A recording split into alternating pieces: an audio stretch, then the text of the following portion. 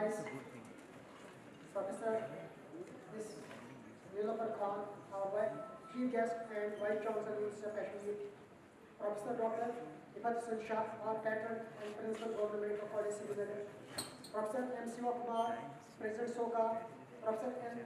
Muthu Kumar Aral, General Secretary SOCA, Professor Kumar Satish Ravi, Editor-in-Chief, National Journal of Clinical Anatomy, Professor Bashir Ahmed Shah, Organizing Secretary SOCACON 2025, Professor Mohammad Salim Metu, Co-Organizing Secretary SOCACON 2025, Secretary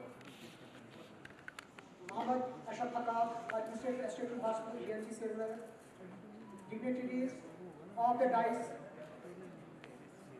various heads of the departments, delegates, ladies and gentlemen, a very good afternoon to all of you.